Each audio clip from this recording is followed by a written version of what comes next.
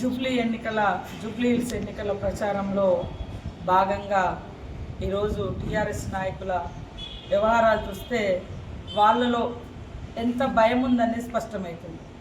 ఈరోజు కాంగ్రెస్ పార్టీ అధికారంలో ఉండి ప్రజా సంక్షేమానికి కట్టుబడి మరొకవైపు అభివృద్ధి, మరొక దిక్కు ప్రజా సంక్షేమాన్ని అమలు చేస్తున్నటువంటి ప్రభుత్వం కాంగ్రెస్ ప్రభుత్వం, రేవంత్ రెడ్డి గారి ప్రభుత్వం. ఇవాళ కేటీఆర్ గారు, హరీష్ రావు గారు ఇష్టం ఉన్నట్టుగా నోటికొచ్చింది అబద్ధాలు, అవాస్తవాలు, ఆక్రోశాలు, ఆడబిడ్డల మీద తప్పుడు మాట, ఇదే వ్యవస్థ వాళ్ళు కొనసాగిస్తున్నటువంటి విధానం, ప్రచారం. ఇవాళ నేను కేటీఆర్ గారిని ఒకటే మాట మాట్లాడుతున్నాను.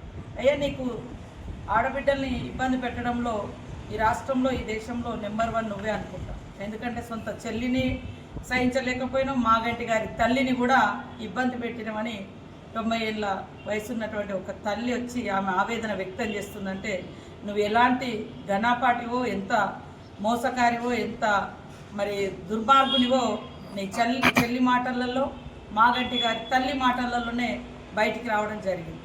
ఇలా హరీష్ రావు గారు బయటకు వచ్చి మరి నిశ్శబ్ద విప్లవం అని అంటుంటారు.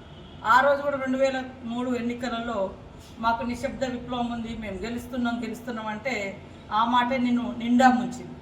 ఈరోజు నిశ్శబ్ద విప్లవం ఉంది, 1 సైడ్ మీకు ఎన్నికలు జరుగుతున్నాయి, 1 సైడ్ మేము గెలవబోతున్నామని బింకాలు మాట్లాడుతున్నాం కదా.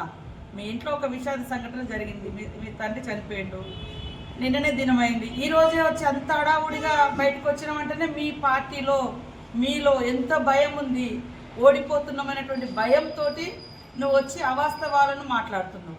అందుకనే ఇవాళ భయము అనేది మీకు పట్టుకున్నది, ఓటమి భయం మీకు పట్టుకున్నది, ప్రజల్ని బ్లాక్మెయిల్ చేయడం మీకు పట్టుకున్నది.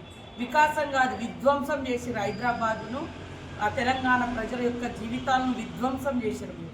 ఇవాళ తెలంగాణ ప్రజల కోసం తెలంగాణ ఇచ్చిన కాంగ్రెస్ పార్టీగా తెలంగాణ ప్రజల యొక్క ఇబ్బందులు తెలిసి అవన్నీ పరిష్కరిస్తూ పేదలకు ఇల్లులు కానీ, పేదలకు మరి సన్నబియ్యం కానీ, కనీసం 10 ఏళ్లలో రేషన్ కార్డులు కూడా ఇవ్వనటువంటి దుర్మార్గమైనటువంటి దుష్టపాలన మీది విధ్వంసం, మాది వికాసం.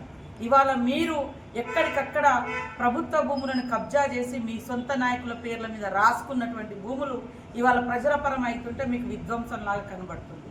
కాబట్టి ఈరోజు హైదరాబాదును నిండా ముంచింది.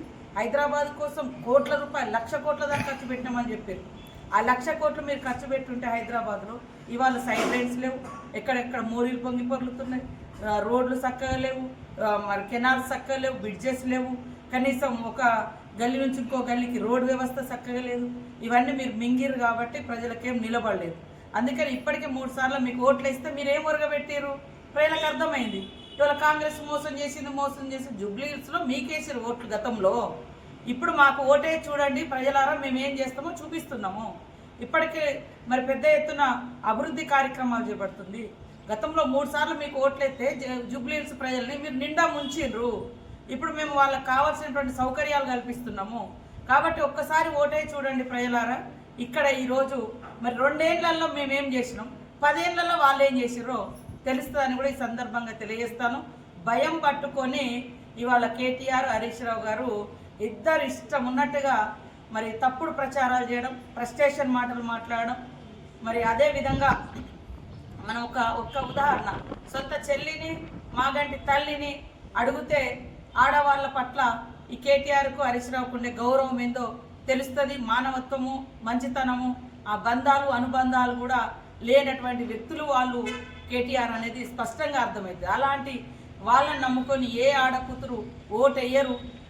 ఓటు వేస్తే కూడా ఏమైందో గతంలో మహిళా సంఘాలై 1,800 కోట్లు దోచేసుకున్నారు. మహిళా సంఘాలకు ఇస్తారన్న పావుల వడ్డీ 3,000 కోట్లు ఎగ్గొట్టారు.